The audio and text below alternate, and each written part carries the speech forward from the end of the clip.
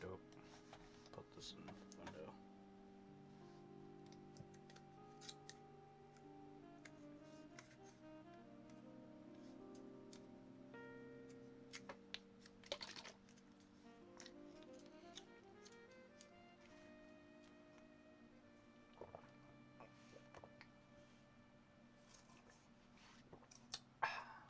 That was good.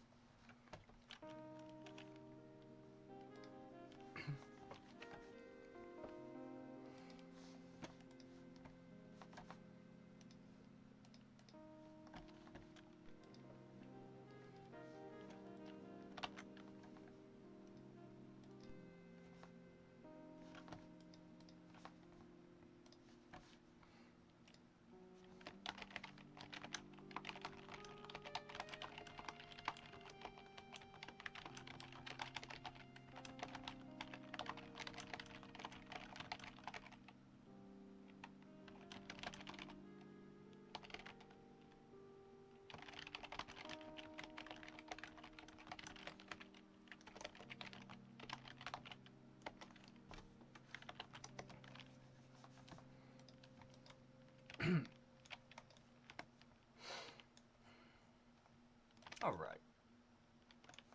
Where did my music go? There it is.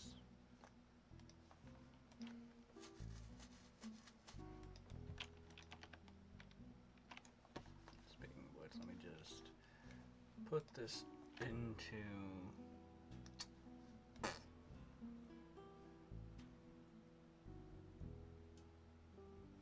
Can I just put this into stream mode? I can. Finally.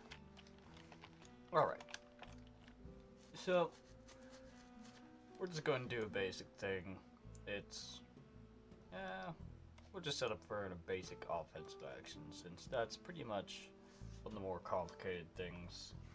A defensive thing is pretty much the same structure on how you build it, except you have one single location to do it.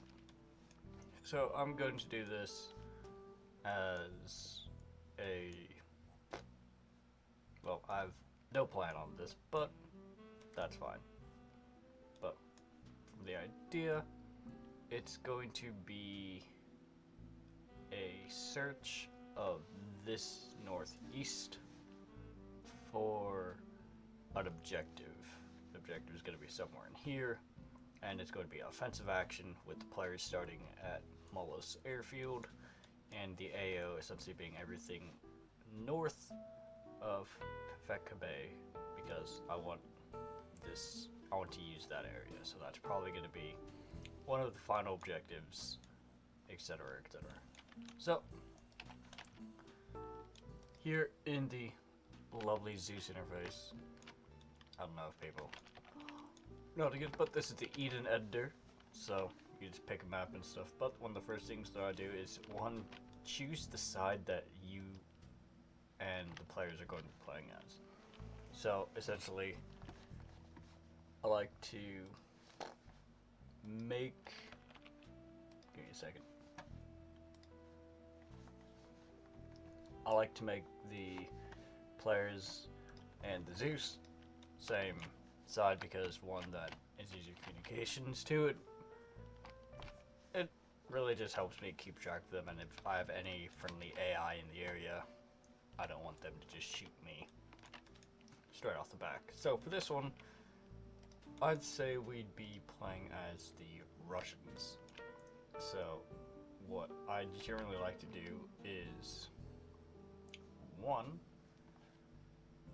figure out what type of Russians I want to do. So we have Russian ground forces, there's Beige Digital, Beige Desert, Spetsnaz, BUV Desert. I really want to use the Russian Ratnik kit, so we're going to do that. So I like to review all these little symbols here, because these symbols for the players are essentially essential and able to identify like who they are, what role they take. So you have the little line across for squad leaders, you have the two arrows for AT units, triangles for demo, etc., etc. But if you see under the players listed or on the units listed of the Ratnik Desert units, it doesn't have everything such as like an officer, and I like to use officers to designate squad leaders. So in order to make it easier for player communication, player identification on the DUI radar, I like to paste down, or I like to use the 2035 CSAT units. If you don't have a cup, this is just going to be CSAT listed, but I just like to go to here, pick out the classes that I like. So the Zeus is always going to be an officer, so this is definitely not what I want him to look like, but that's fine. The face, nationality doesn't really matter because the players are always going to override that. So the first unit you put down is always going to be the player, or you, the mission maker. Well, in single player at least. And then from here, essentially the second thing that I like to do to test it out and to get like everything set is I like to go to Systems, scroll down to Zeus, and then place down Game Master. And this is essentially the Zeus module. Double click it, make sure that all add-ons, including unofficial ones, is included, or else you won't be able to access some things. And then Owner. Essentially, if you are the server owner, if you are a mission maker, Zeus, or anything like that, you'd be able to, the best way to do it, the easiest way to do it is to hashtag admin logged, just like it says when you hover over owner. So put that in, boom, that means anyone who logs in as an admin, or if you're just running this off your computer and single player to test it, it's you nonetheless. So from here, I know what group I want to be, or want the players to be. Now I have to choose the op for, so it's probably going to be the AAF. With cup, it doesn't really matter. It's probably going to be the AAF or some, or FIA. The FIA would be FIA, FIA. Probably the FIA, just to make it a little bit more easier for the players. One thing that you have to keep in mind is who they're fighting and the type of weapons and vehicles that they bring up, because that really depends on what you give the players. So I mainly want this to be an infantry sweep across one to the other, so I really don't want to give the enemy, you know, heavy vehicles, if that's going to be the issue.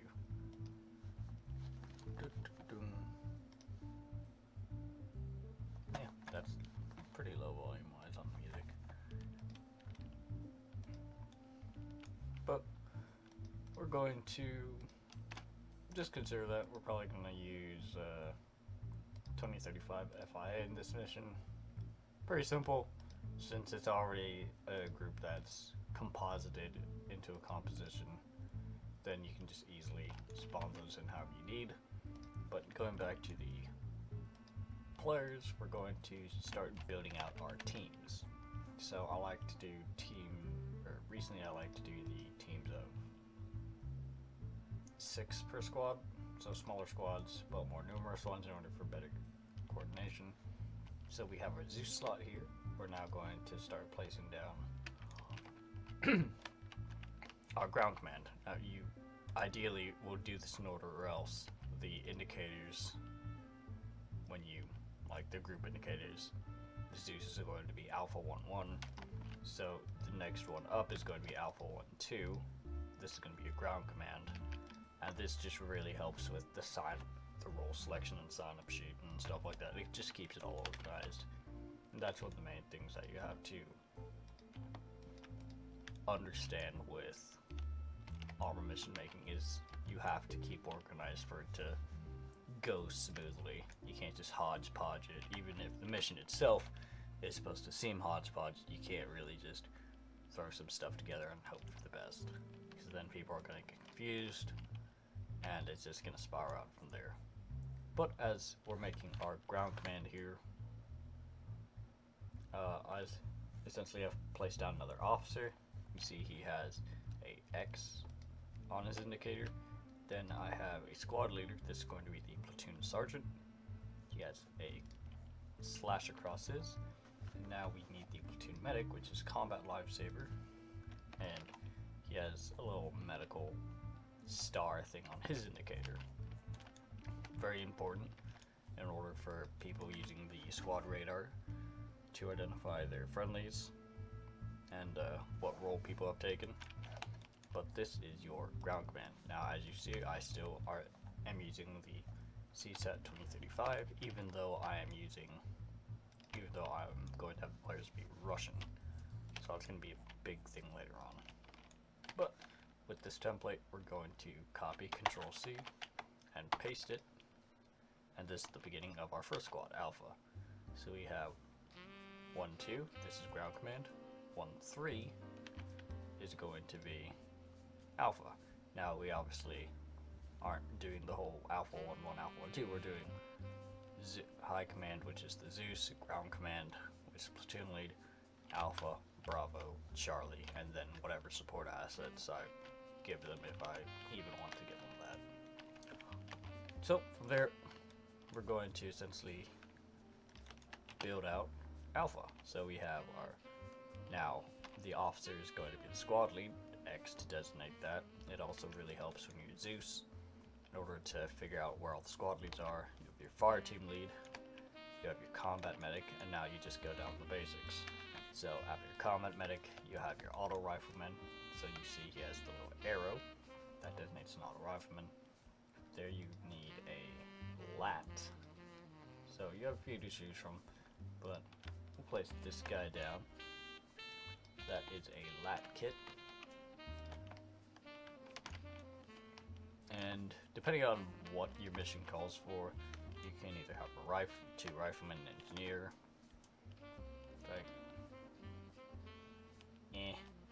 Like it doesn't really matter too much, but just for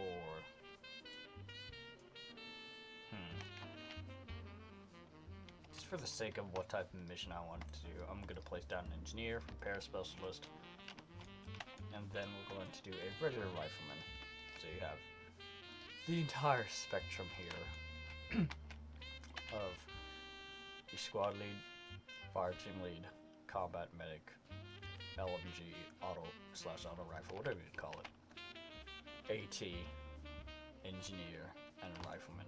So a full complement of people consisting of squad of 7. So your fire team essentially can break up into 3 and 4, or however you want to do it.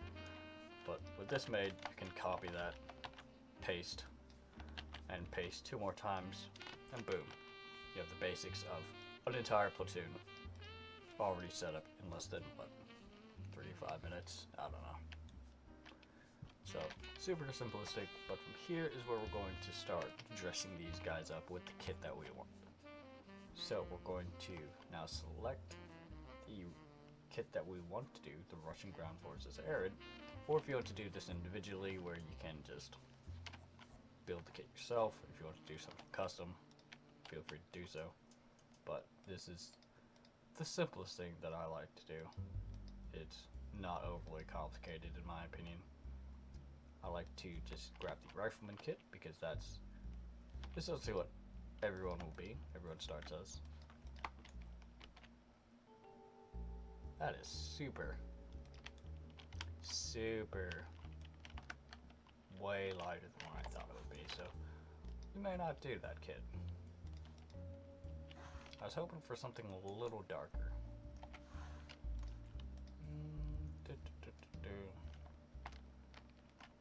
Let's use a Ratnik Autumn look. Maybe that's the color blend that I want. That's a little better. Let's check out Ratnik Summer. This is probably gonna be super. Oh no. So we're actually going to do Radic Summer now. Keeps it a nice green tin, as you see looking at the ground. You have nice color with it, and then for the forest in there, it's definitely going to help, or not help, but give the illusion that the camouflage is working and that it's assisting them in a way. So we're going to copy this unit, so I'm going to press Control Shift C over it, and you see action performed with a little bing. That means that whatever I did has worked, and what I actually did is copy the unit, and now I'm going to select everyone and Control Shift A. Now that means I've applied this unit's kit onto every single person, and if you look at them, they all now look like this man's here. Now I can get rid of this guy, and now I can start individually editing people. Now, something that I probably shouldn't have done is copied the two squads over, because essentially what I'm probably going to do is go through one squad and then just copy that whole thing so I don't have to individually do everyone. So we're just going to delete those two, but you understand the concept of building the entire platoon. This is ground command, so we want him to be a little more unique per se. So we have AK-74M, that's perfectly fine. We have 6B-47s, up, down, like, it doesn't really matter to me. I like them up. I don't even know if we have a field cap that I would even want to give him. I mean, let's check EMR.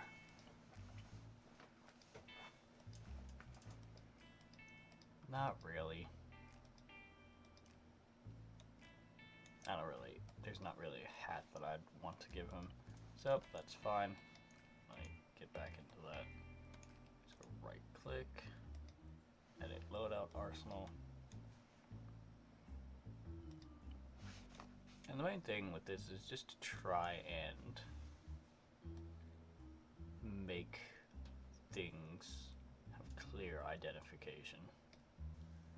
Because the moment that you make everyone look very similar or such and such, it gets very confusing. So it sadly looks like there is no EMR rucksack. So that's annoying. So let's, oh wait, nope, there it is, it's called a different thing. So we're gonna give these guys a summer patrol pack. I don't know if I want to give them. Actually, I'm gonna be honest, with the Russians, it's pretty much, with this situation, it's pretty much a let them customize it. So let me just give them all the basics, and then they can figure out the customizability that they want. So since I gave this guy a backpack, I want to give everyone a backpack. So boom, now they all have backpacks in their kits because I gave this guy a backpack, and I selected him, copy shift C, and then selected everyone else, copy shift A. That applied this kit to everyone else. So again, I already have this kit copied. I just select the person I want to, copy shift A, and this man's kit is now this man's kit. So it's pretty simplistic from here. You just want to get the specialists their proper weapons. So here we have auto rifleman, LMG, MG, whatever you want to call them. But let's make sure we give him the right weapon. So we're going to give him a RPK 74M. Now I'll give him a few choices in the arsenal of how he actually wants to do it. If he wants the Zenico, or just RS mount, or just standard with the PSO. I might just standard with the PSO.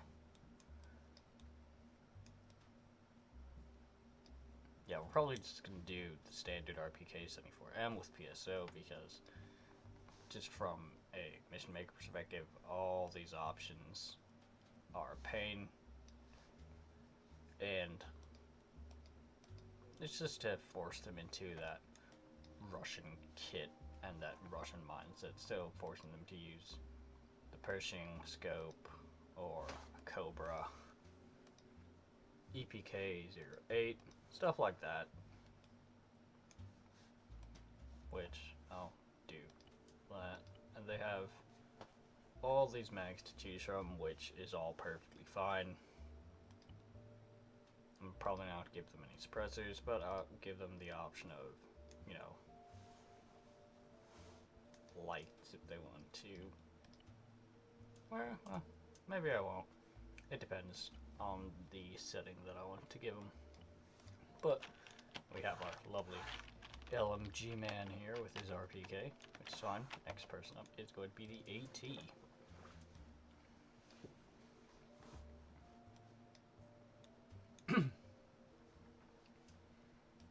Now the AT man is going to be using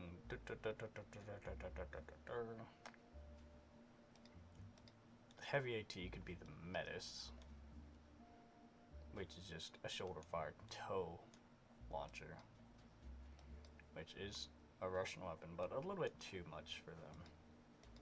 So I'm going to have the heavy AT guy be a RPG 7v2 with RPG 26s being hit sticks that other infantry people can pick up and use if they so desire.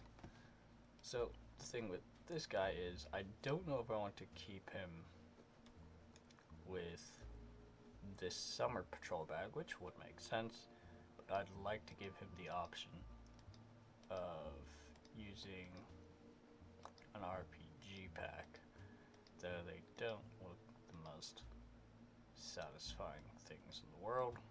I wonder if I can give him at least an option for it. If I cannot, that is okay.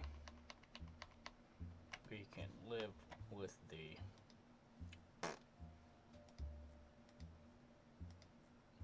summer packs, which it looks like we may have to. I mean, you have that, which is okay, I guess. I'm not entirely satisfied with it. And the summer pack holds more, which is something that they're probably going to grab anyways because it holds a lot more. So we'll just keep it like that, just for simplicity's sake and for the fact that the players are going to grab it anyways. So we still have an AK-74, and then we have the lovely engineer whose kit doesn't really need to be changed either. But yeah, everyone has a 74 compatible platform, or 545, whatever you want to consider it. And then obviously it's down to like some of the most annoying stuff in my opinion. I hate doing this, but it's just naming things. So we double click on the man, go to role description, and then we're going to name platoon lead. And here's the thing for the role selection sign up. If for the first guy you need to do at ground command, and this will essentially name the squad in the role sign up ground command.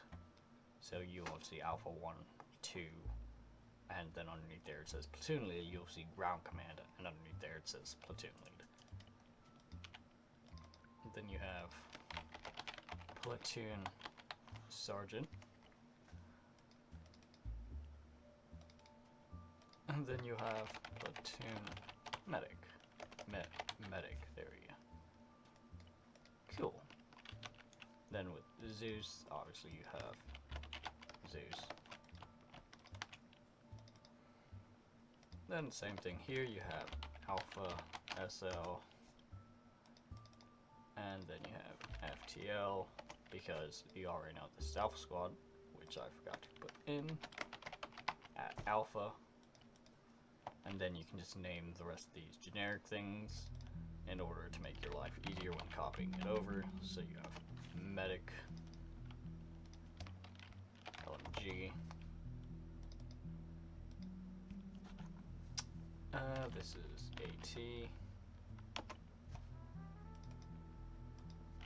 Engineer, and Rifleman. Sweet. So now that you have all that, you can just hover over them, and then at the bottom you see Alpha, SL, Alpha, you have your FTL, Medic, LMG, AT, Engineer, and Rifleman. So where you can select the group however you want to. Control C, Control V, and Control V. And look at that, the entire group and all their kits are copied over. So you have your LMG, your AT guy. It's just like the same thing. Now the only thing that you can change is the squads and the squad leader names. So if you double click on the squad leader, it says Alpha SL. Now you want Bravo with at Bravo. Then you have Charlie at Charlie. Nice. And now here's one of the more important things. Once you build all these kits, you select all of them. You right click, go to attributes, and hit playable. Okay. Boom. You see this pink circle around all the little player indicators? That means these are all playable slots for all these players. And if you do the math, which I'm really bad at doing, but we have 7 times 3 equals 21, because there's 7 in each squad, 3 squads, 21, 22, 23, 24, 25. So this is a 25 man unit, or platoon. Super small platoon, but 25 people. If I wanted to add more, I would add more, or if I come up with things that I want to give them specialty things, or specialty roles, yeah, we can do that as well.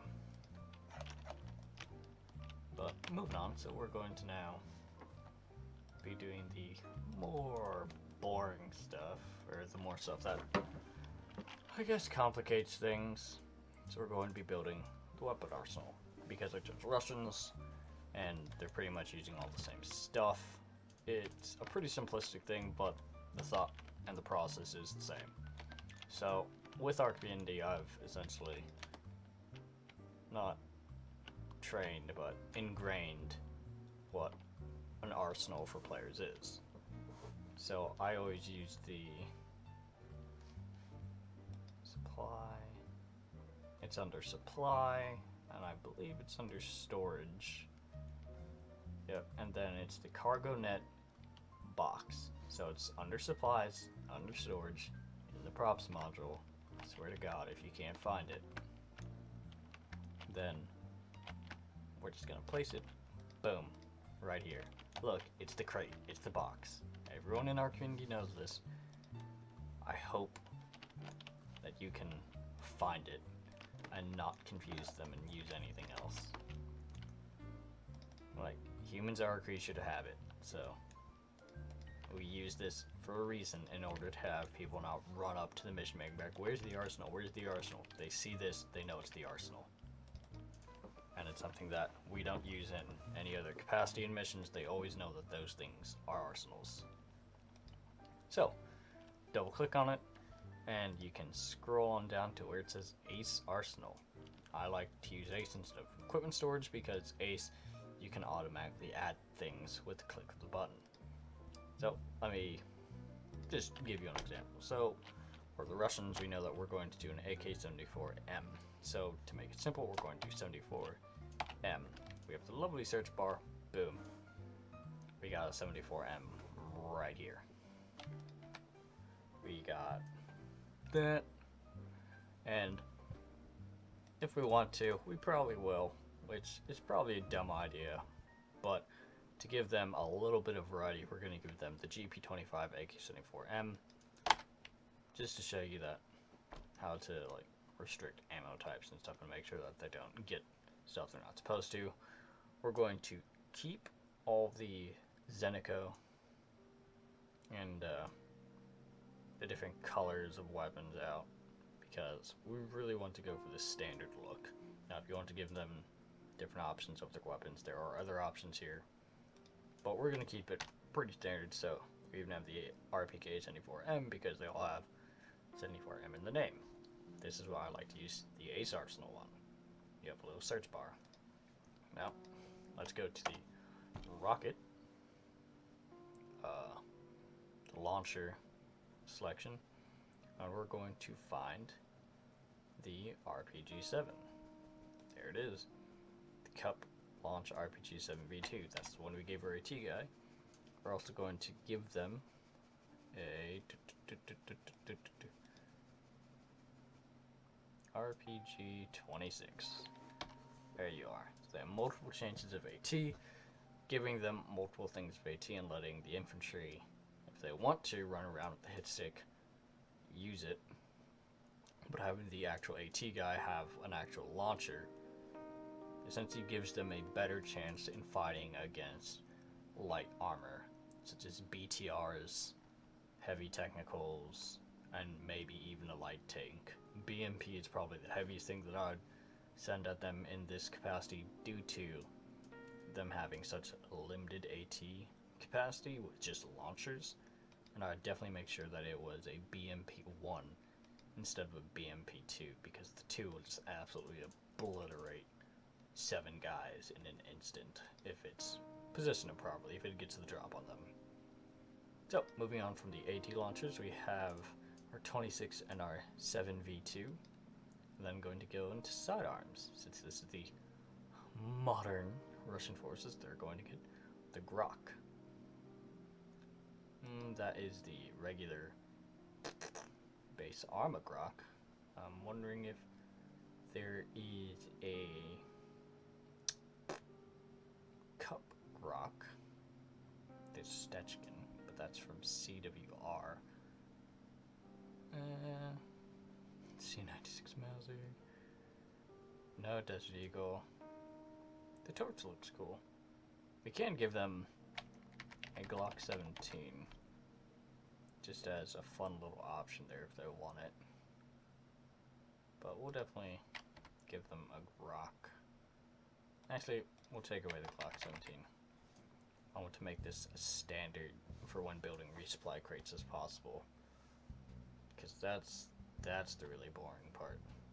So for sidearms, we have a Grok, MP-44-3 Grok. Cool. So here's where the main reason why I like using the Ace Arsenal over the regular BI Arsenal is this button, the Add Compatible Items. So this is everything that you've chosen. So you'll see we have the AK-74M, the AK-74M, GP25, and the RPK, and then the pistol and the AT launchers. This is our optics. We can quickly and easily hit Add Compatible Items, and boom, look at that. It adds the compatible items for all of these weapons. So you have PSO scopes, RPK, like AK scopes, all the side rail mounted ones, and then you can choose what you want to give people. Honestly, I'm not a big fan of giving people PSOs, but that is up to them. If they want to, I will give them a choice sometimes, but this one, I really don't want to give them an option of PSOs. PGOs, perfectly fine if they want to. I believe you can use that on an RPG if you need. Then you have a PK Pershing if the RPK guy wants to use that. Then you have a few other heavier optics for probably the heavier weapon, and then you have your standard Cobra EKP 1P63. Like, that's perfectly fine. I'm probably going to be doing this in the day, so there's really no need to give them lasers, PEC 15s, lights. Don't need to touch any of that. We're doing this loud, so there's absolutely zero reason to give them any suppressors, but just like the optics thing with suppressors and lights, you can item compatible items if you wish. Now, hang grips, bipods, if they are compatible, then I'm fine with giving them to help them stabilize, but with the bare bones weapons that we have given them, it doesn't really matter. They're not compatible at all, so click, click, nothing's there. So I'm fine with that. The RPK already has a bipod, and you don't get a hand grip with an AK. Oh well. Moving on, this is probably one of the more important things, magazines. So, click. We've added all the compatible items, but you have to keep in mind of what you've given them and what they like to exploit. So one thing that they definitely like to do is thermobaric grenades. Now, since last time we played the Russians, I don't think they have them in cup, but we were using RHS, and from what it looks like, a thermobaric rocket is fine, but as long as there's no thermobaric grenades from the GP25, which from a quick scan, it does not look like it.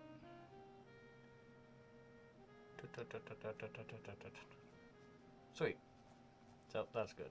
Now if you want to be super anal retentive, you could essentially make sure that they only get black plum mags, take out all the tracers that you don't want them to take and all that stuff. And you can just whittle it down to what you really want, but because I'm not being that attentive on it, it doesn't really matter to me. The thing that I will remember with this is under magazines, you have your cigarette pack. This is the only one you need. These are props. Do not add these. Again, these other ones are props. Do not add these. They're under magazines, so only add the cig pack. Like if you hover over it, it says immersion cigs, cig pack. These are all props. This is the only one that works. I've seen people do that. Then you need to go to lighter. So you see immersion cig lighter. Boom, add that. How you add it really quickly is your arrow keys. Look, take away, add. Cool.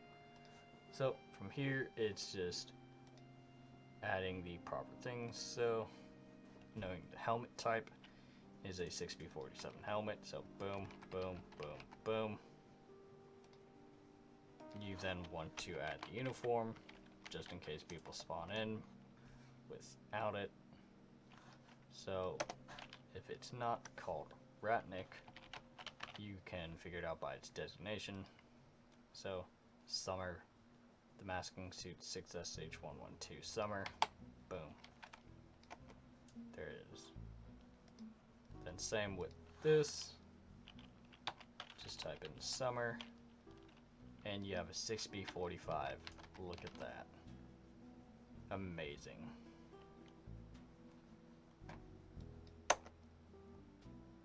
I'm pretty sure that's it, but that's something that we're gonna have to check later. Actually, we'll check it now. So we have our 117, 112, and we'll try Ratnik. Nope. EMR. We have 6B43. That shouldn't be it. So, it should be good for the vests.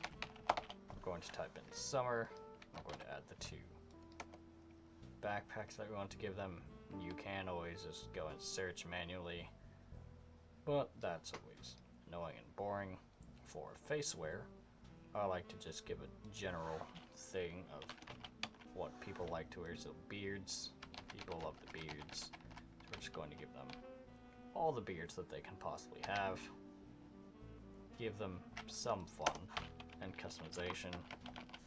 Glasses, give them all the glasses that they want.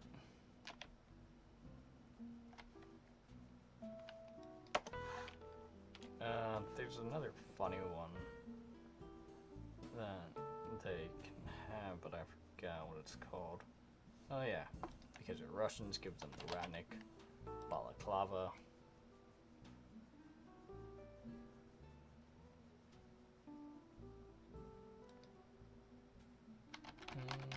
Give them some Oakleys as well. Give them a cigarette that they can smoke. Those are the proper ones. It's the immersion cigs and immersion cigs, that is correct. Give them some other glasses options.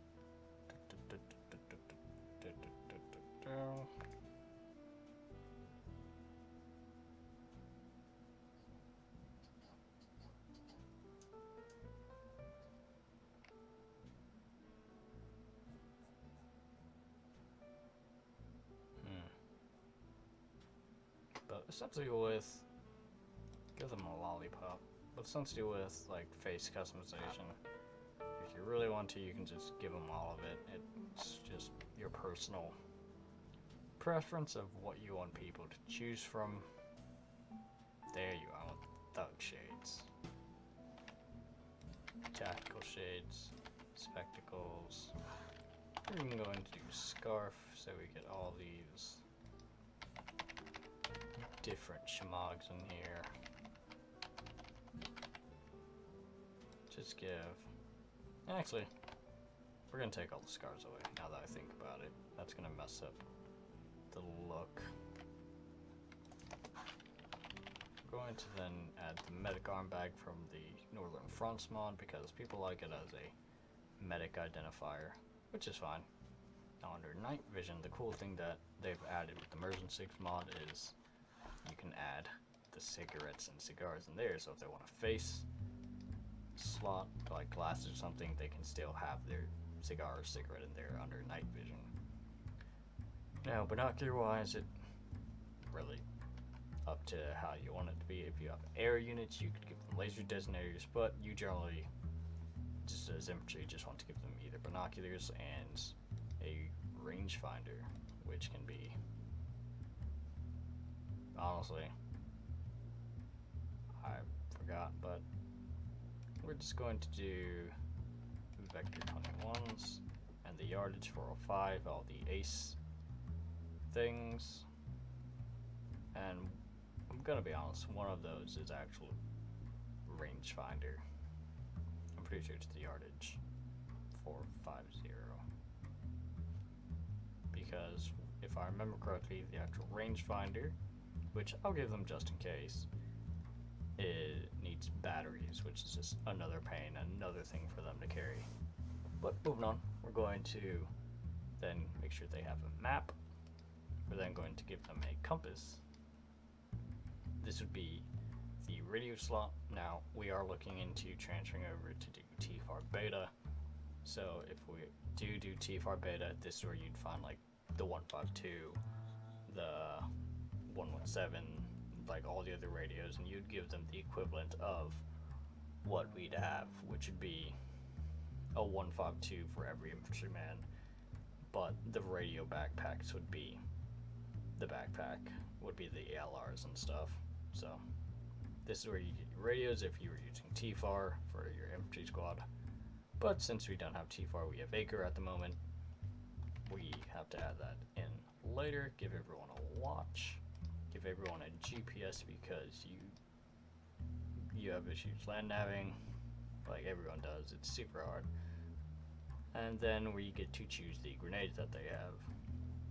So seeing that they're Russians, we can give them RGD 5s and RGOs. I could give them anti-tank grenades and stuff from World War II, but that doesn't really fit the theme or goes them, and I doubt they'll actually use them in that way.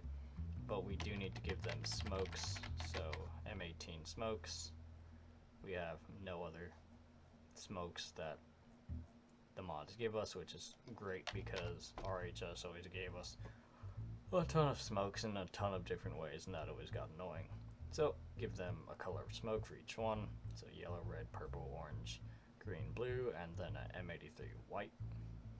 Well, that's pretty much all the hand grenades that they need. So you have your RGT5 and your RGGO. Moving on to explosives. So, essentially, since this would be a search and destroy mission, you have to give them some type of demolition for it. I like to use the M183 demolition charge simply. It essentially is everything in that area blows up. That's it. End of story. But people have complained that it takes up a lot of space and it's a little bit overkill for what you need. In my case, whenever I've used them when playing Ops or Liberations, I've liked having these because if things were to go bad and say a tank were to go over and the AT have missed all their shots, well, you're the engineer. Congrats, you have a demolition charge, go take it out.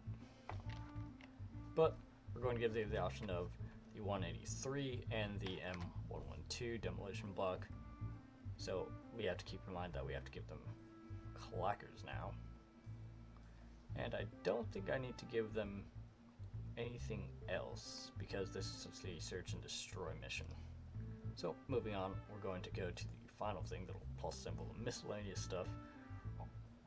Excuse me. The radios that we generally use are going to be the PRC343 and the PRC152. Again, disclaimer, if we move to TFAR, or TFAR beta, these radios won't be here. So essentially they'd be under communication, the 152 would be there, and that would essentially replace the 343 for your infantry inter-squad communications, and then the backpack radios, which would be under backpacks, would be your long ranges. Like, I hope that makes sense. Please don't get confused with that. Like, it's super simple. From here, we're just going to go to the bandages and the medical supplies. So with Ben plus medical, it's pretty simplistic. So I'd just like to give them a assortment of bandages that they can use. Like, everyone knows that with how we have medical set up, the elastic bandages are the best things to carry. But if you want more space, you can carry basics. If you want other things, you can carry packing, quick clot. It just depends. And each bandage has essentially an advantage for the type of injury that they get. Like, quick clot is for velocity wounds, packing is for such and such, basic is for such and such. Each has a specialty, and they work in that specialty. If you have that time to actually medic someone properly with each different bandage, but elastics are the best for every situation. So also make sure to give them blood, 1,000, 250, and 500. I always give body bags just as a little joke to see if anyone actually carries them and takes them around, and then body bags, they're friendly players. Cable ties, I like to give them because if someone AFKs, they can always be cable tied and then carried around, especially in these infantry ops. But I don't think anyone's done that. But they generally just leave the guy behind. But I like to give the option there, seeing that we have engineers in here, and they may accidentally place down a charge or place down a charge that they don't want anymore, or they want to pick up. Give them a defusal kit, earplugs, super important. Give them that. Entrenching tools, give them that because they like to dig entrenchments when they're holding positions waiting for resupply, such and such. Give them epinephrine to wake up. Make sure that you have clackers for the engineers. So depending on the range, depending on the space, they can either use the M152 or the M57. Like, you have choices. It doesn't matter. Like, I'm not too much of a stingy person with it. Give them morphine. Do not give them a mine detector. That is an OP version of the mine detector. Do not give that to them.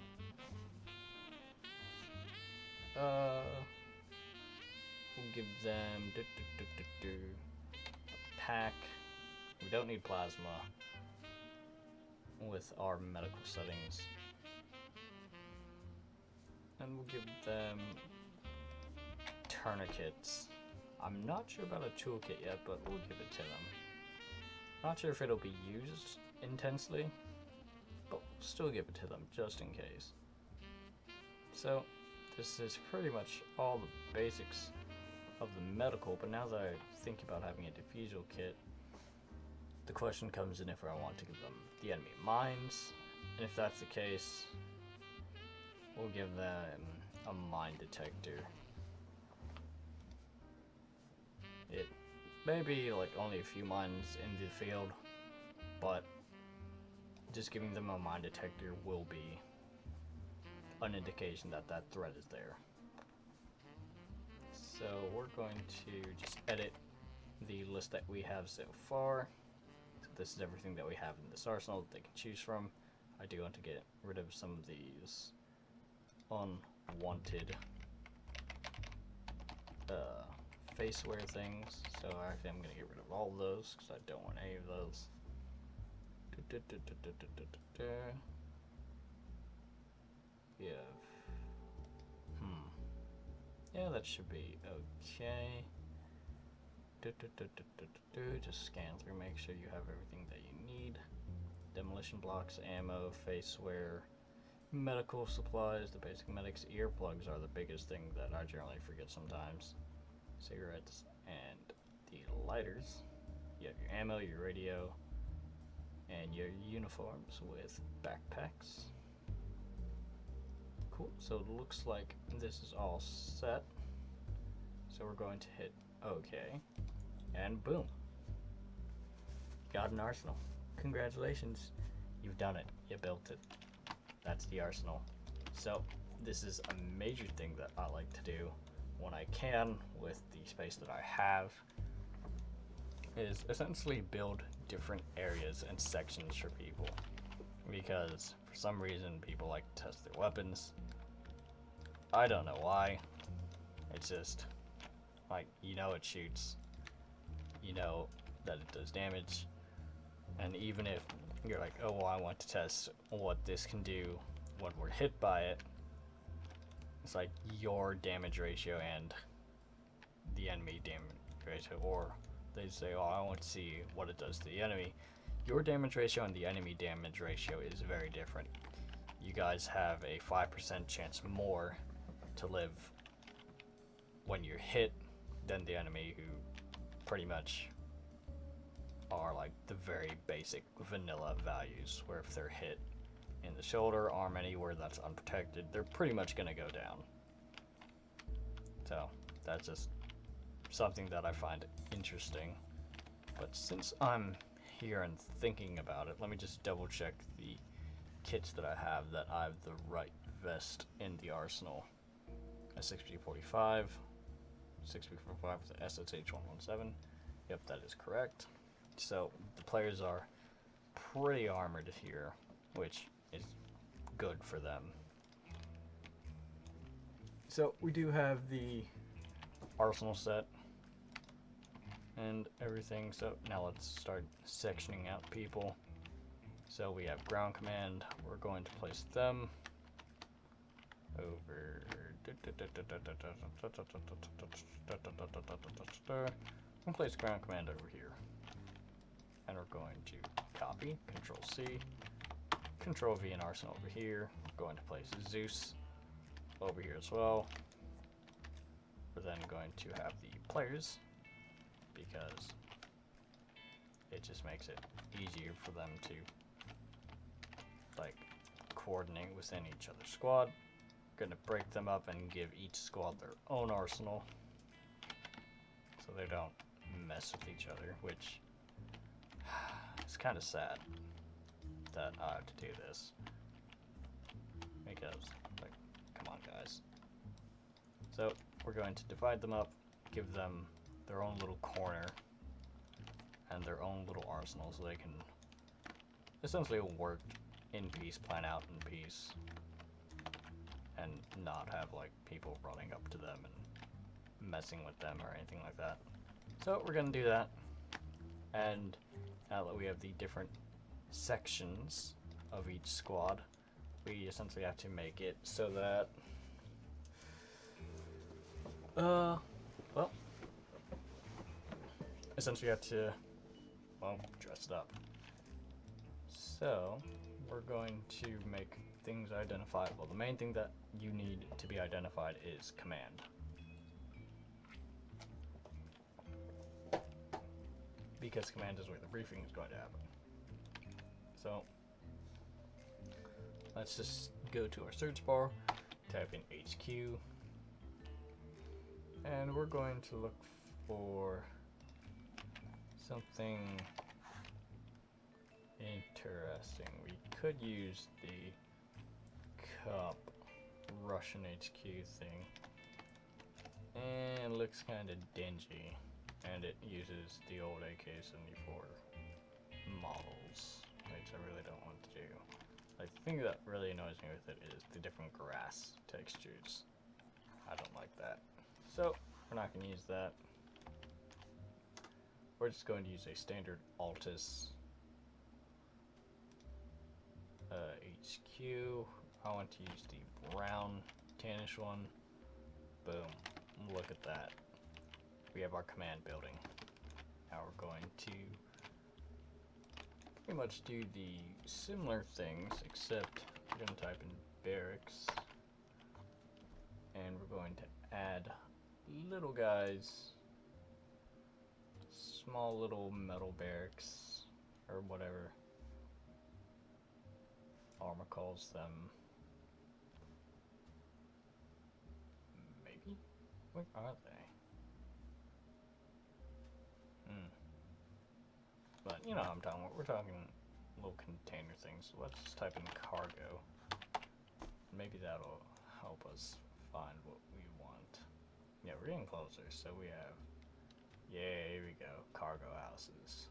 So I want little brown cargo houses just over near where each squad is. Boom. 3.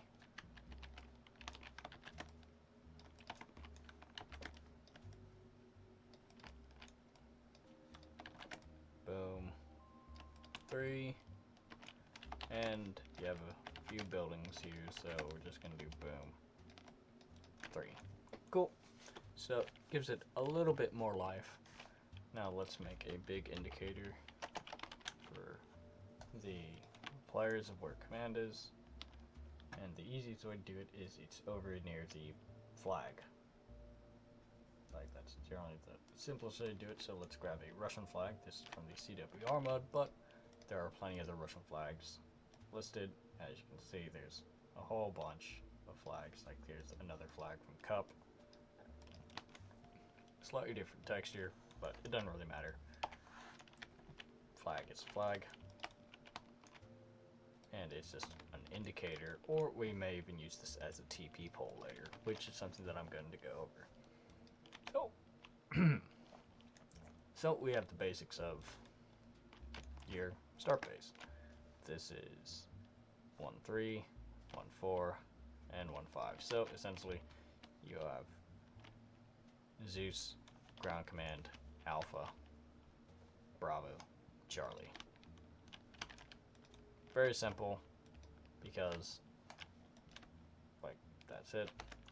We're probably going to be doing troop transports for Vix, so that's something that I'm going to have to work out here.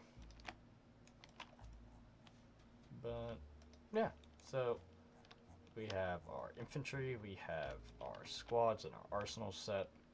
So that is a lot of work done in, what? How long has this been going?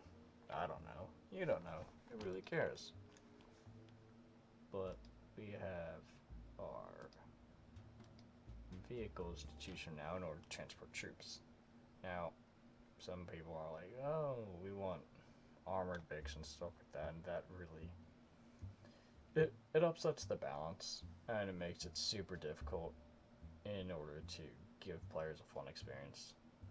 Because if I were to give you BTR's BMPs, the BTR and BMP can essentially do everything, and there's not a lot of threat unless I just catastrophically destroy them, which I don't really want to do. So we're going to keep it to cars, And since we don't have RHS, I don't have the gas anymore, which makes me sad because I like the gas, or the tiger, or whatever you want to call it. But we're going to have to stick with Urals, and we could do a Kamaz. But I want to do multiple Vics for things. So we're going to essentially select a place with our crew. We're going to choose one of these. Now, do I want the camouflage version? Well, that looks cool. The sand color is a little bit too bright. So we're going to continue with the olive green. Yeah, that doesn't stick out as much. So we're going to give them boom. Troop transport. Troop transport. Give them some of these guys. And yeah, we'll give them some infantry fighting Vics. We'll give them some Metis Vics as well. Some Metai. And we actually may give them a Kamaz, since that probably hold majority of them. So this Kamaz is going to be your command respawn Vic. This Ural is going to be, well, a Ural. And we're going to essentially,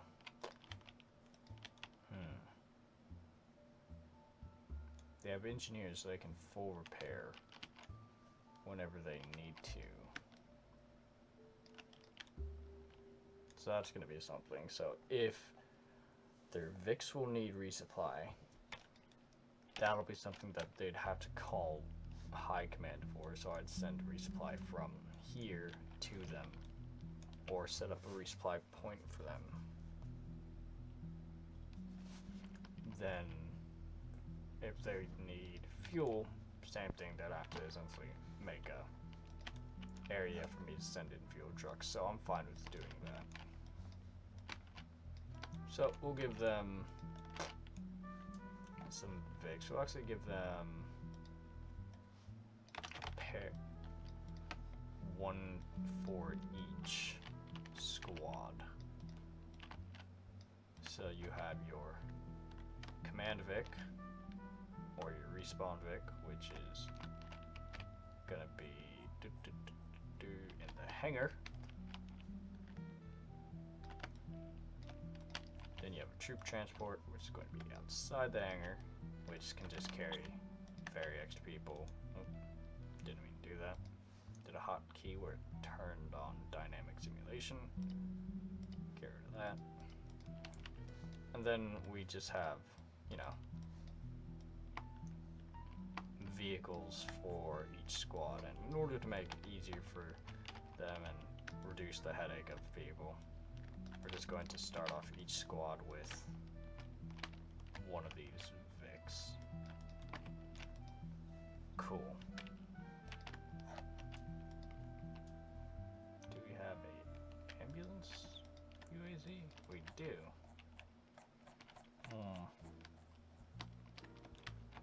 Tempting. Do we have a ambulance APC? We have BMP2, that's an ambulance, which could be interesting. I'm just trying to think of a better way to do this instead of a freaking Kamaz, because while a Kamaz can fit everyone, it is okay. I want the command Vic to be a little bit more identifiable, if that makes sense. But you know what? PTR 90 HQ. That does give them fire capacity. I wonder how many people it fits. Let's do a quick copy and see if it fits a whole squad. Boom. Nope, it does not. Does this guy fit a whole squad? He does. Okay. So BMP2 is an option. I wonder how many more it fits. So you have 7.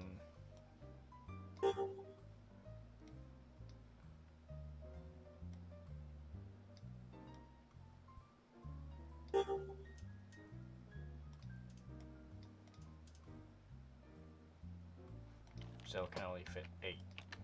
So it can only fit command and like half a squad in there. That's not bad. Gives them armor.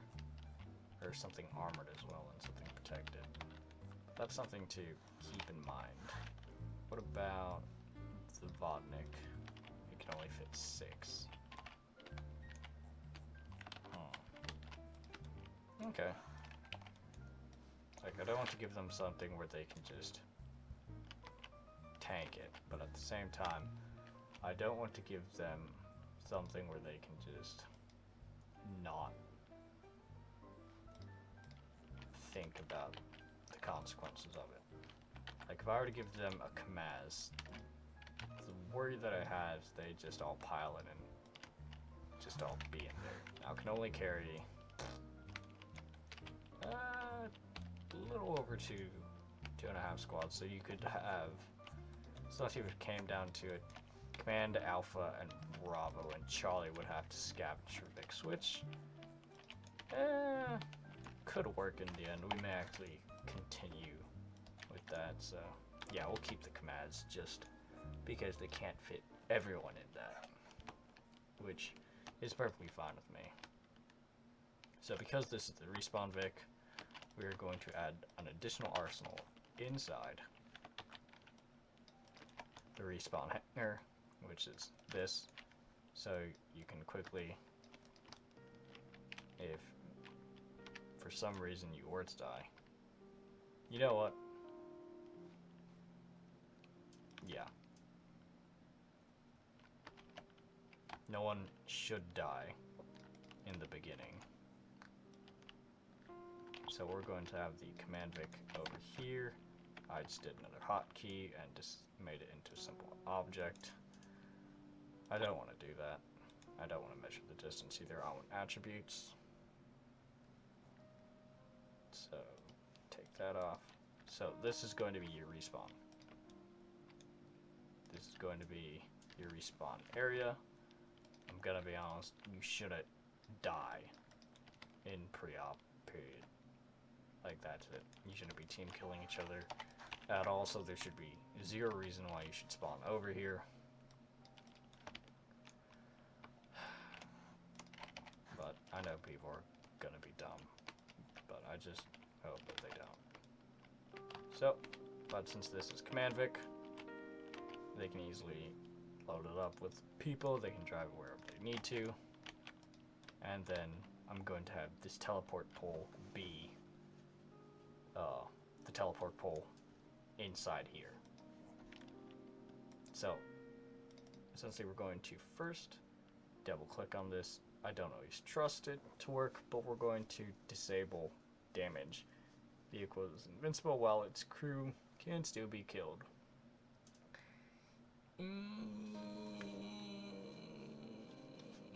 It should work. I don't always trust it to work, but it should. So we're going to hit OK in that. So ideally, in the ideal world of idealness, this vehicle is invincible. So what we're going to do now is we're going to get into the more advanced things of how I like to make a mission. So we're going to essentially set the respawn and turn this into a teleport pole.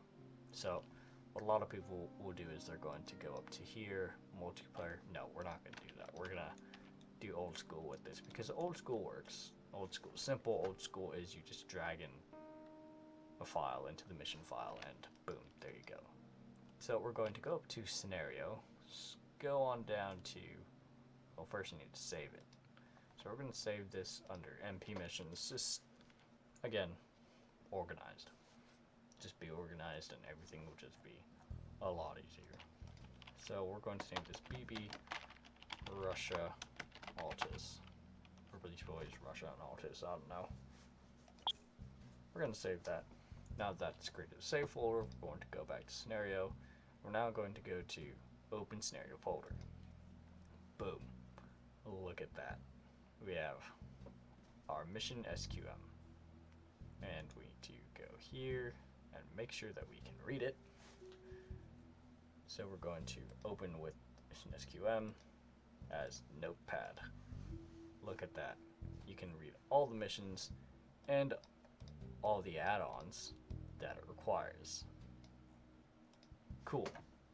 So now that we have this opened up, we are going to go to essentially my respawn script, which if you make a mission and you need this information, please message me and I'll get it to you. So what we're going to do is we're going to copy this folder, the TAW_VD, which is the Tau View Distance Finder, all the way down to parameter type. I'm going to select those, Control C, go back into our mission area, and Control V. Boom. You did it. You've successfully added the View Distance Finder, which helps people with lower computers in order to see better and like lower grass and crap. But you also added the respawn script. You just need to define it now. So all you have to do is double click on description. It's an ext file, so you have to make it readable by Notepad. So open with Notepad. Boom. This is what you're going to see. So you have your respawn, which is set to 3. Now these double lines mean everything after these double lines is purely just a description and information of what this stuff does. So 3, that means you respawn on a base marker or respawn independent marker. I've tried to do base before. I've never gotten to figure it out, but I've always had respawn independent work. So what I like to do is I like to copy that, select respawn independent, copy that, click back into Arma, go to marker, and then we're going to place one down. So a dot, we're going to have it be right on this corner. Boom. And we're going to call it respawn, so people know where they respawn. We're then going to go to the variable name, get rid of that. You don't want that anymore. We're going to Control V what we just copied in that script, which is respawn_independent. I don't know why. That is how this script works. Like, because we're op4, you'd think that it'd be respawn_op4, but it always works as a dependent. That's what this script works. So I'm not going to question it. I'm not going to change it. It's how it is. We can then choose the color of like how you want it to be. Generally, for the players, I like all pertinent, important, friendly information, like locating stuff, to be blue. So we're going to use the blue for color. Boom. Respawn. They know it's there. That is where it's going to happen. It is going to happen right at this spot. That is where you will respawn. Like here. Right here is where you will respawn. And because you are respawning there, you have access to an arsenal. Look at that. You can get your kit again. You don't have to run all the way back to where you started off. You can get this kit. You have your TP pole there to get to the reinsert vehicle. It's all there. It's simple. All the arsenals are the same. They're just divided because separating people seems to work best and avoid headaches. So that is how you respawn. And what we're also going to do is we're going to set up the teleport pole. Now you may see all this other stuff, all of these other files. Don't touch them. It's just for your sake and simplicity, don't touch them. The only thing that you need to change is this. But seeing that we have set up the respawn by using option 3, again, respawn independent marker is the thing you need to copy and paste on that dot marker on the map. And then you have your respawn delay. 20 seconds is the average that I like to do. I like to have people utilize the death screen camera, etc., whatever you want to call it. So I like to do 20-25 seconds. This time we'll give it 25 just to spice it up. You have respawn templates, which essentially says when they die, they go into a spectator, which is the free cam mode, and it's really fun. I like it. I think it's cool. Now this is an important thing. We generally play as Blue 4, which is NATO, US, with Red 4 as the opposition. The respawn template here, which is this, says that it's for West. Now, Red 4, Russia is not the West. It is a respawn template East. So if you're making any other unit other than Blue 4, which for simplicity's sake, please keep it Blue 4. Like, pay attention to this respawn template if you're changing it to Red 4 or Green 4. Like, if it's Red 4 East, if it's Green 4, I think it's Gorilla, so GRUE or something like that. It's labeled out in my freaking respawn script of readme and additional scripts, but we'll deal with that later, or I'll show you that later. So this essentially says that the spectator and the countdown for the 25 seconds and the respawn thing will work for anyone on the Russian side. It keeps it clean, it keeps people informed, it works and makes the respawn thing work properly. So respawn on start, that's -1. Essentially, it makes you start off where I placed your body. So I placed you here, you will start there. It's always going to be there, it's always going to be like that. That's how it works. From there, it's all these other things that we have, along with a script saying to force the top view distance finder there.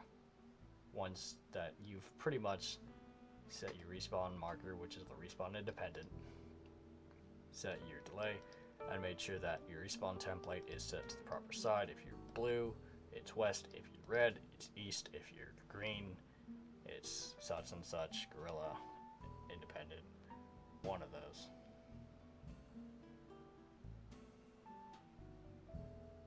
Then you should be perfectly fine. Make sure you save it. Please save it. If you don't save it, then you have to redo it again. Like, if it doesn't work, make sure that you've saved all that stuff. So, we're then going to double check it. Look, it's there, 25 seconds. That's all fine. So, everything else in here does not matter. Don't touch it. But, when we go back to our respawn script, or the folder that I sent you, again, if you need this folder of scripts and information, please message me. I will get it to you. I've written this out in this to make it as clear as possible. I have made one typo thing where under here I put the quotation in the wrong area. Boom.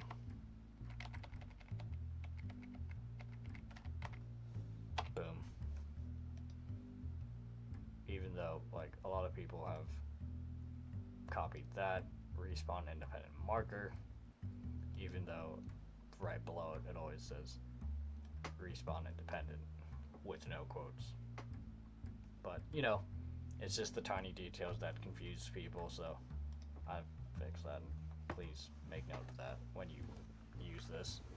So, in my old man tone, I have this all written out and described and pretty much wrote out exactly everything that I just mentioned to you. See, if they're blue 4, you have it say respawn template west. If they're red, respawn template east. Or if they're green, respawn template gorilla. So the last thing that I like to do is set up that spectator script. For when you die, you go in free cam mode, and you essentially only see blue 4 units and not everyone else. If you don't do this, you'll see all the red 4 units, you'll see everything else that you put down, and it's very distracting and confusing and gives the players a look behind the curtain, which as Zeus you really don't want to do. So because we are red 4, you're going to copy this section. So if you read the stipulations, if you want them to have a free cam while spectating the dead, please use the first 2 lines. But if you want to lock it into first and third person when spectating the dead, copy all 3 lines. But we just want to give them free cams so they can enjoy when they died. So we're going to copy these first 2 lines, copy, go back into here. We're then going to select everybody. So you can control shift,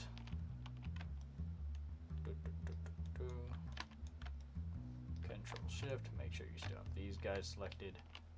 You don't, it's not control shift, it's shift select. So just shift select all these groups, all these people, all these wonderful lads, just on anyone. You can right click as long as it's selected, then go to init. You see edit 25 objects, those are all 25 players. In object init, not composition init, object init,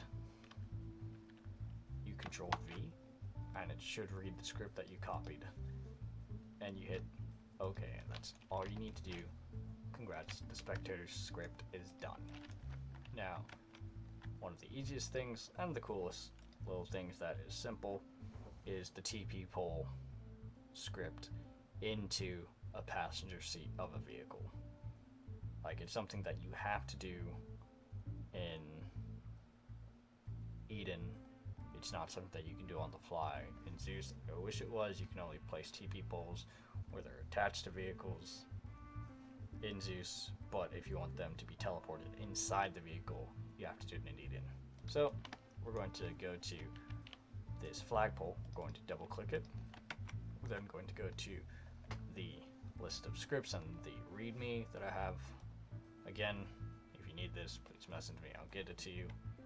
But we're going to copy this line, this action, teleport player move into cargo, and I named it Bang Bus, but you can name it anything else.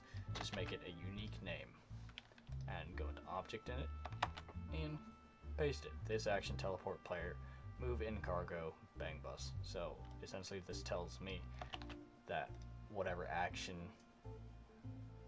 whatever teleport action this does, it'll move me into whatever is called Bang Bus. So I need to make sure that whatever vehicle I choose is called Bang Bus. It doesn't have to be a bus. It can be a truck, it can be a plane, it can be something, as long as it has a cargo space / passenger space, that doesn't go there, then it'll work. So you want to essentially tell the script to go here. So you paste the name Bang Bus into the variable name. The variable name is essentially what tells the script that this is this object. This is the unique thing. Same reason why it works for the respawn thing.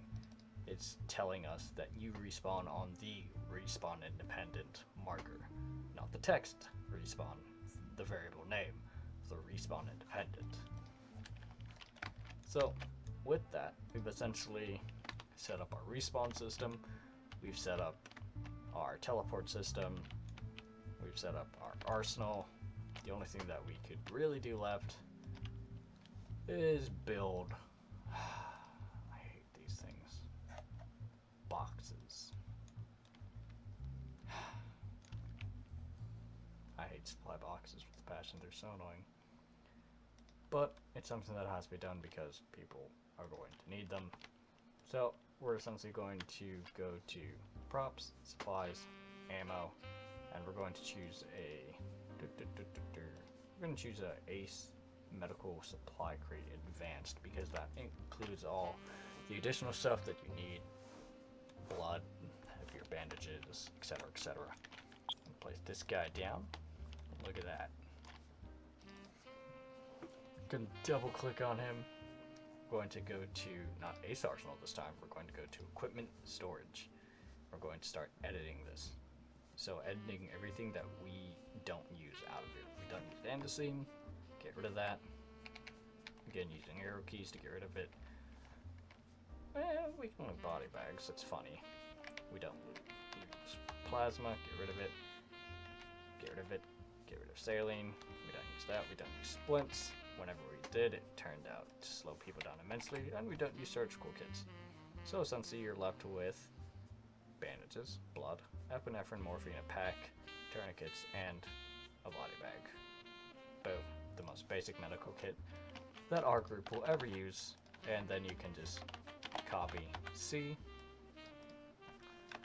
copy C, boom, we got a whole bunch of them. And due to the latest Arma update, you sadly cannot spawn these in the world from Zeus anymore. So, what I like to do is just make a whole bunch of these guys. Copy C, copy C, just an entire area of them, just to keep it clean, keep it organized. We're gonna place all these guys inside this hangar. So we essentially have 4, 8, 16, I can't math, 24. So we have about well over 25 crates. You never use that many, but you never know. Like, something could blow up, something could be awful, or something could go extremely wrong. It also depends on the platoon lead. If the platoon lead calls for more medical crates, he'll get more medical crates. Like, it really all depends on the players and what they want. So essentially just, no, I don't want that. Essentially just be prepared, give them all the ones that they could possibly want. Make sure that they're not sinking into the ground. Stupid thing. Please don't sink into the ground.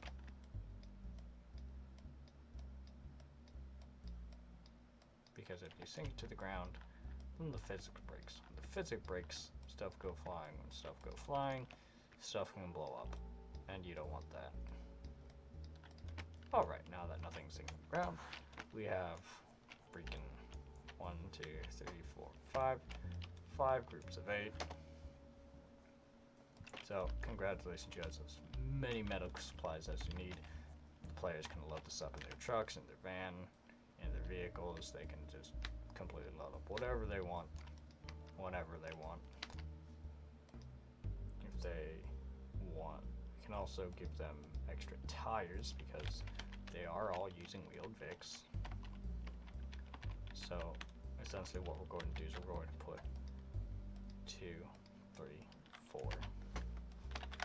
A bunch of tires out here on the side as well. Tire heaven. If you want a tire, you'll get a tire. It's like, if it breaks, it breaks. There's not much I can tell you.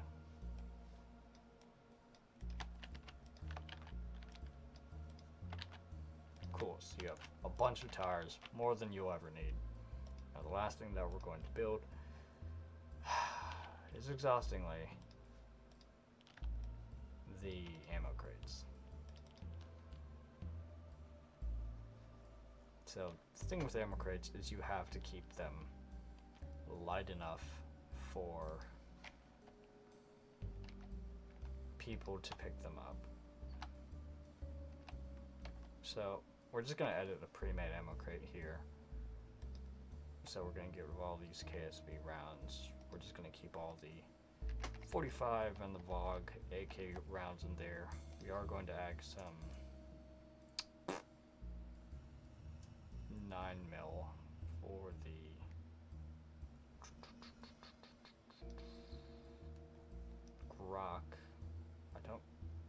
recall what exactly it is. But we're definitely going to add some grenades in there, make sure they get some GP25s, RPG or two, 10, 5.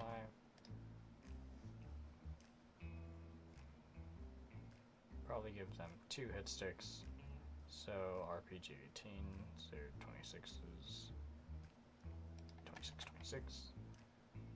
And we're going to give them, make sure we give them the few RPG rockets as well. So give them a few heat rockets.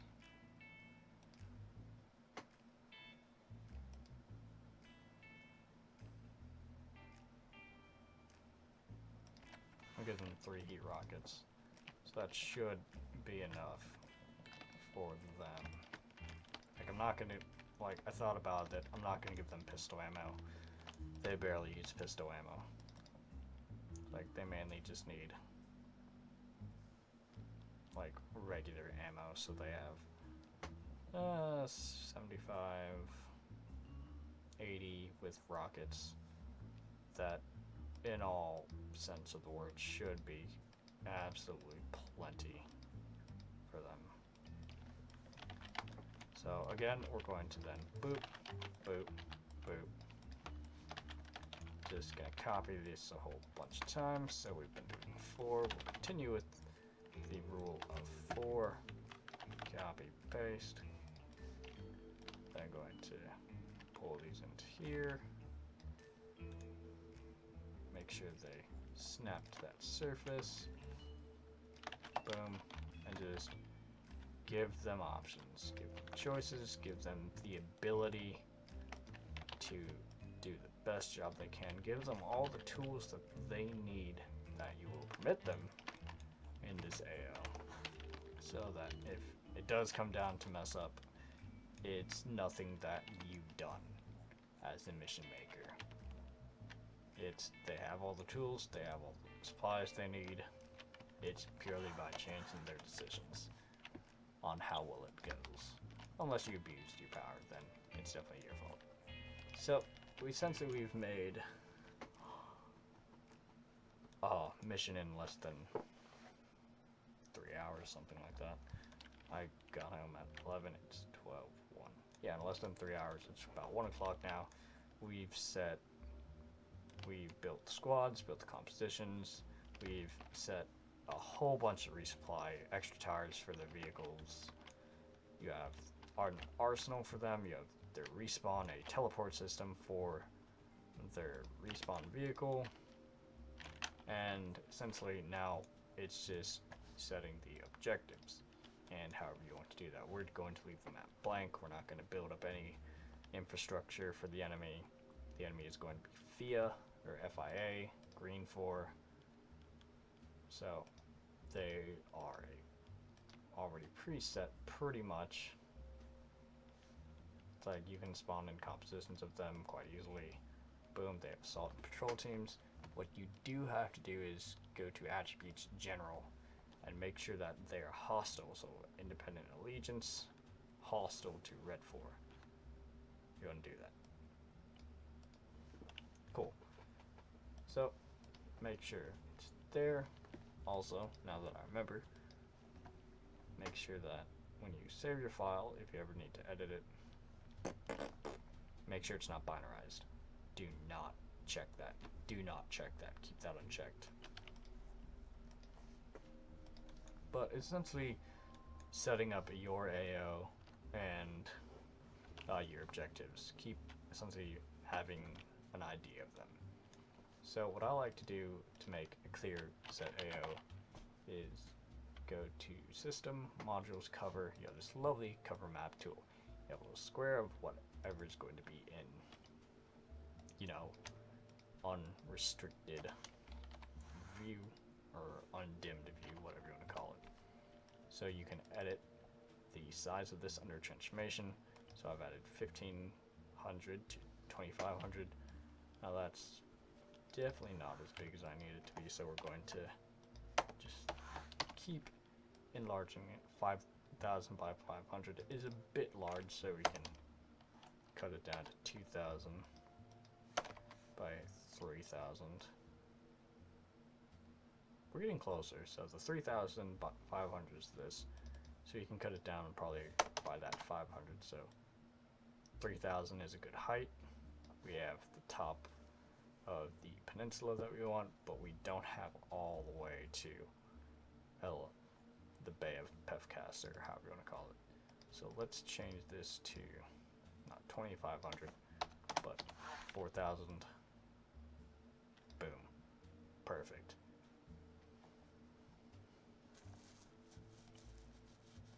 Nice.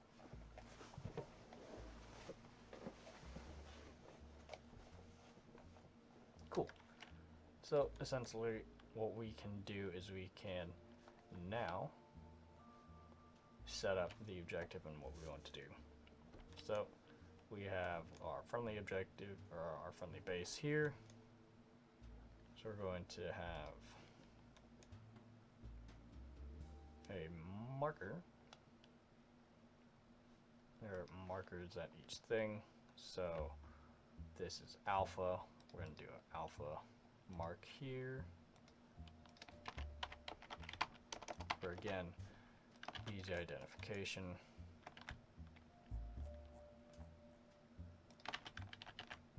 Nope, too much.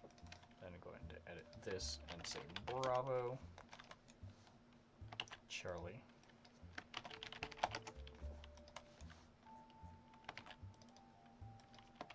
Ground command.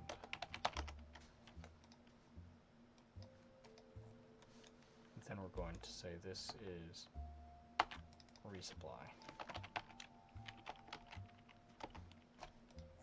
Sweet.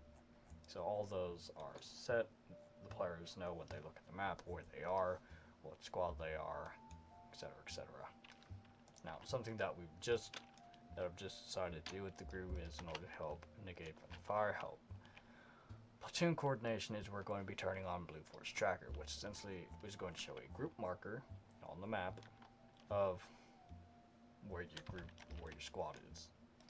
So what we're going to do is we're going to now double click on the little diamond, the little box, the little square, circle, whatever it is on top of each squad, and we're going to change what they are called as a group.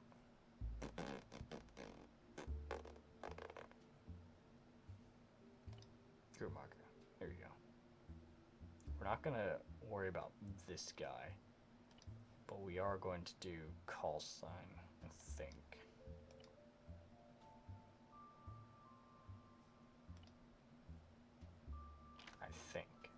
I can be wrong with this. I haven't really done this much.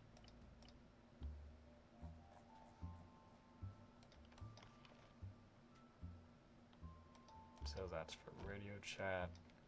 So ground,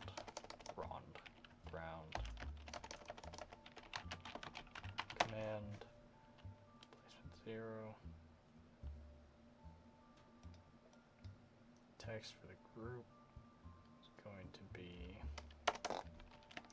ground command. I don't want the group size to be shown because we're not going to be doing it through that. Through another thing, we're just going to be having it done through ACE. All it needs to know is this. You don't have to enable a type. It'll just default something. So hit OK. Then I'm going to do the same thing for each squad. So this is alpha, so we're going to keep the call sign alpha for the radio chat, and then do that. Don't show the group size. Then we have Bravo over here, same thing, call sign Bravo, text under group marker is Bravo, do not show the group size, hit OK. Then over here with Charlie, same thing, Charlie, get rid of that. Then with Zeus, you can just do that. Zeus, don't show group marker, and with Zeus, what I like to do is I like to hide the Blue Force tracker. So we're going to go to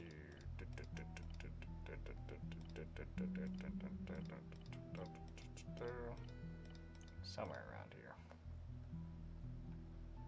Init, ace options, disable Blue Force tracker. That's just for Zeus, because you don't want that to clutter up and confuse people on where you are standing.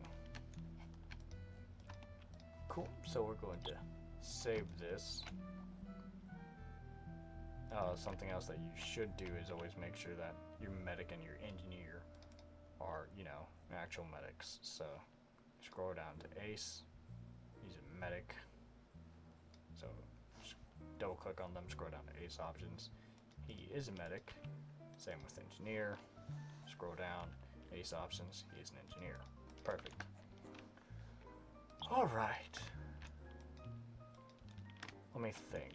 So we've set up the Zeus module, we've set the respawn, placed our platoon, divided them up, gave each of them arsenals. The respawn is set, the TP is set for reinserts.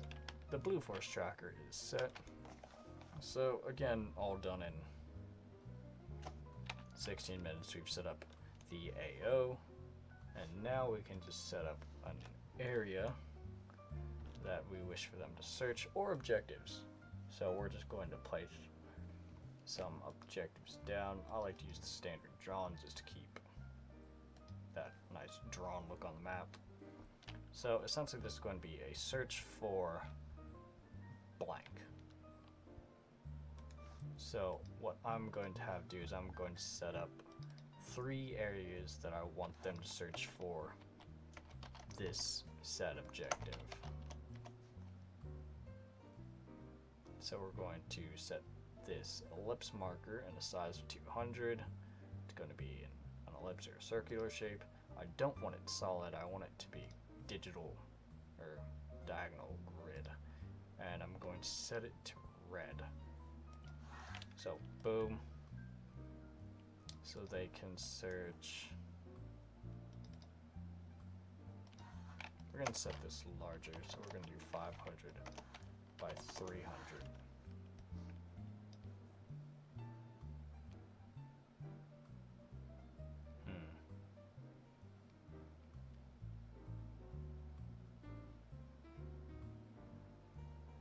I'm thinking about this. Do I want them to search for artillery, or do I want them to search for weapon caches? You know what? For simplicity of just this tutorial, we're going to do weapon caches. So we're going to tell them to search in these 3 areas. So go to marker, Sophia, boom, red, search for cache.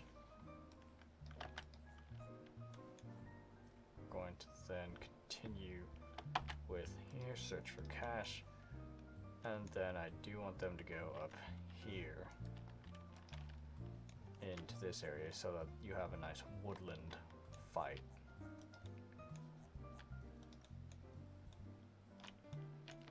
Then since we choose a place,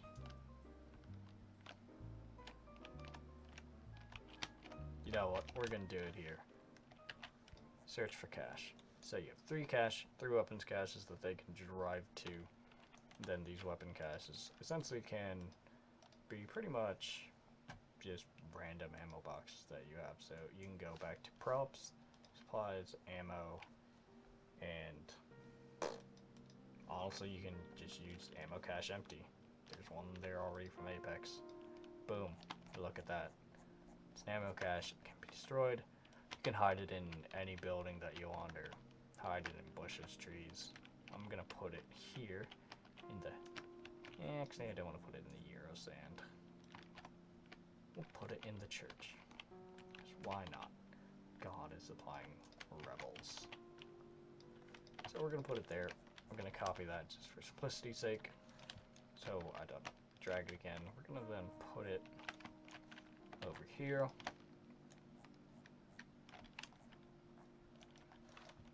Then this giant hotel, going to put it in one of these outcropping buildings. So let's put it here. So you have 3 weapon caches. destroy, respawn thing. So here's one of the most important things, is always test a mission. Please. Please always test your mission. Everything that could go wrong will probably go wrong in some way, shape, or form. So always test it.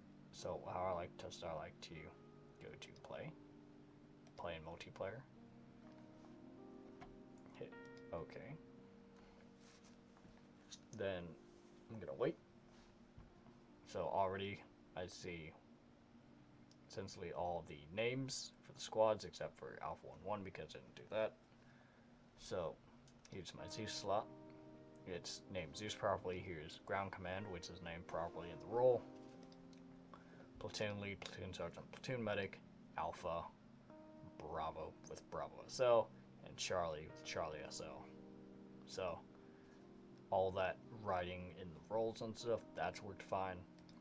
Zeus is honestly doesn't matter. It's just a formality slot because it's logged in by admin. I can log in as Zeus as anyone. And then you have your Platoon Lead Medic. So essentially I want to see if the Blue Force tracker works. So I'm going to join in as Alpha. And I'm going to spawn in where I placed Alpha's units.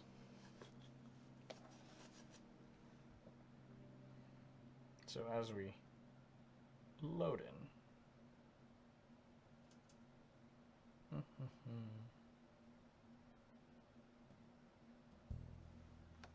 cool. So hit continue. Boom.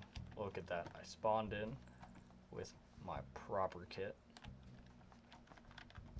I have the AK-74M. I have the vehicles here. This is on my personal thing, so I do have third person setup. You may go back to that. Look, I have AK-74M, GP25 to teach them. Like if I'm an RPK guy, if I'm an LMG, I can choose that. Preferably only have one GP25 per squad, but I do have the optics to choose from if I want to, etc., etc. I have a Grok. So it looks like everything in the arsenal that I need it to be is here. Absolutely freaking wonderful.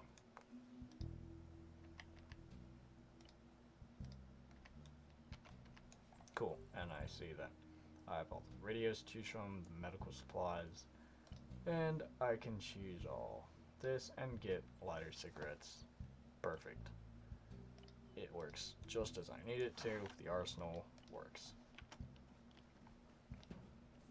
I have Bravo here. Now I can check here. Do I have Blue Force Tracker enabled on my computer?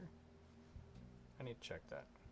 I didn't, but it definitely is on the server. So look at that. Now that it's enabled, I have an indicator of Alpha.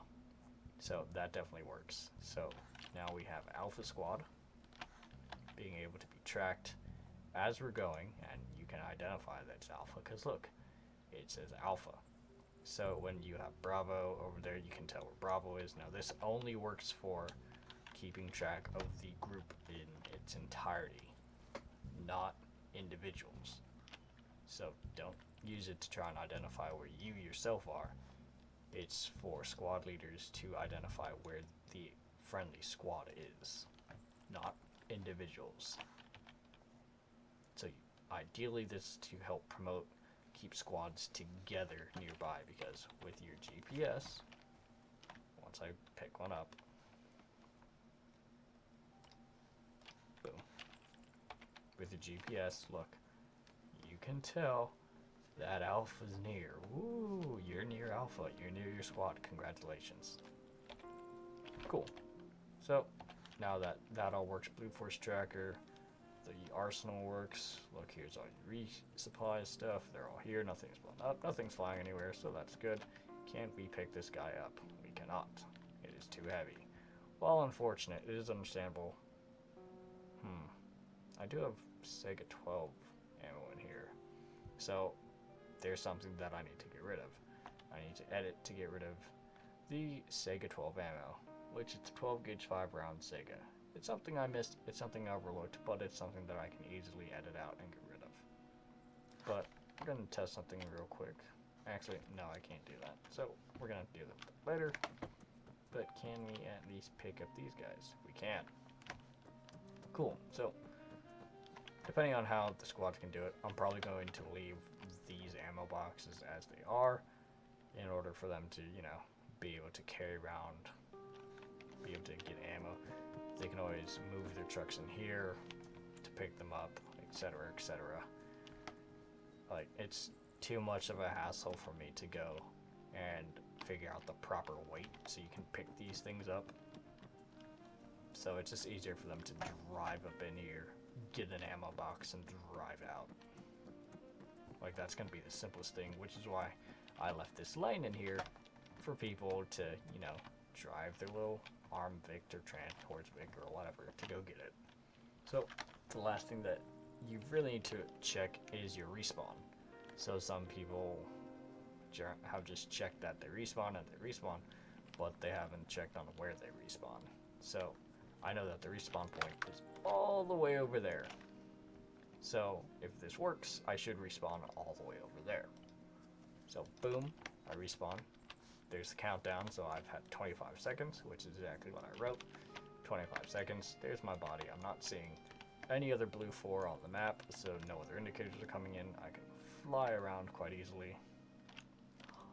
And I should respawn right here. In 4, 3, 2, 1, now. Boom. Respawned right where I needed to. Perfect. Since I'm over here, I can now test the teleport thing for reinserts. So, if I died, I'm coming up here. Look, on Arsenal. I can reload my kit. It has exactly the same thing of everything else. Perfect. Cool. The kit is reloaded. We're going to then come over here. Oh, perfect. A teleport pole. The flag is a teleport pole. Boom. Passenger seat in the vehicle. I'm not the driver, so I'm not impeding anything. I'm just a passenger. Perfect.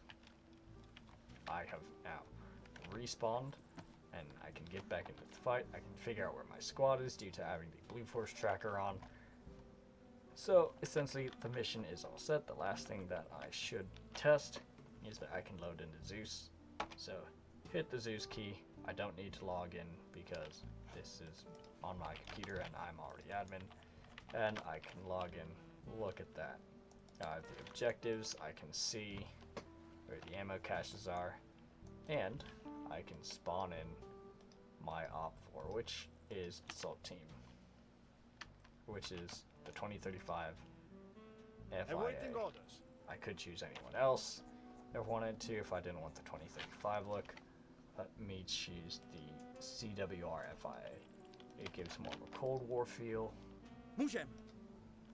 And they have weapons that essentially players can loot from. So they have RPKs, AK-74s, AKMs, AK-47s. Nope. They all have AK-47s. So not exactly the same ammo type, but still it's the same era of weaponry, if not a little less. So it's nothing that they're going insane against, which is perfect. And then essentially we have, you know, their weapons, vehicles and stuff. We can change a whole bunch of stuff if we want to, give the enemy land rover spawn in whatever we want. It doesn't matter, but what does matter is that the basic is set and the mission is doable. Like, it's playable and everything that should work, everything that we have scripted is working properly. Now, for those of you who don't have the exact settings that the server has on your computer, like, the simplest thing to do is, 1, log on to the server, hit escape, go to config, hit add on options, go to server, and save those settings. Save those as whatever you want. I have them saved as BB2 plus lambs, which is how I know the most recent version of what our server is. I even have like a 40k version, which I should probably load up for when people do 40k stuff for that server's preset. But each new mod list that you make is a different preset of the server. So essentially, if you make a new mod list, you have to reapply that server, like medical and add-on configuration to it, because it won't know, because it's a brand new preset, if that makes sense. Our main mod list has this preset already built. It's all in there, you don't need to adjust it. But if you've made it into a new preset, which you can always ask English, you can always ask me, if it's on a different preset than the usual one is, you'd have to add that. So say if you were to make a Halo mission, since that adds a whole bunch of major mods, it'll probably be turned into a new preset. But if you make a modern day mission, a Cold War mission, a World War II mission that uses our main mod set, you don't have to worry about that. So I've been talking for like 2.5 hours now, but congratulations, we have built, or I've guided you through a very quick and simple way to build a mission. It's all done in like 2 hours. The objectives are there. The only thing to make this thing go is players, and I place down AI. That's all I need left. You have your whole logistic system, which is your players can bring logistics with them, or if you want to, depending on how you feel, you can send up AI trucks and load them with these. You can pair drop them with helicopters, etc. There's a whole bunch of different stuff you can do. Or you could just let them come back and get them. Or if they just load up this vehicle up because it's invincible with as many as they want. Like, that saves a whole bunch of stuff. Or you could even give them an AI enemy that has their same weaponry. So AK-74s, RPKs, RPGs, and essentially have them resupply off the enemy. It's something that I've done quite a bit, and have just let them do that, because it essentially negates the need to resupply if the people who you are fighting will resupply you with ammo and medical supplies. Medical is the main thing that they're probably going to need resupply on the most, so they're probably going to load up their Vics a whole bunch with at least 2 or 3 each, and they'll probably call in for medical resupply, which you can then spawn in a helicopter, select one, drag it, select one, and I guess not drag it, thanks Arma. The new Ace and Arma update really messed up these medical crates, but essentially if they call for resupply and you want to do airdrops, you can spawn in a helicopter. We're going to do MI8 medevac. Just for that, we can then go to modules, Ace utility, select one, load in a cargo, drag it to there, boom, it's loaded into the cargo. Then going to do it again. Go to load cargo, select a crate, boom, it's loaded into cargo. What are we going to do now? We're going to Alt and lift it up in the air. Yep, you hold down Alt and you'll lift it up in the air. Congrats. Now we're going to give it a waypoint. We're then going to double click that. Actually, we don't even have to double click it. We can just give them a waypoint, and we can go to Ace AI, and look at that. There's an option to pair drop cargo. So we can just make this guy pass over the friendlies, hold this module until we need it to, then drop it there, and we can tell him where we want him to drop it. We'll say right on that road. So he automatically clicks new waypoint to pair drop the supplies inside. He flies up, and look at that. The supplies are pair dropped.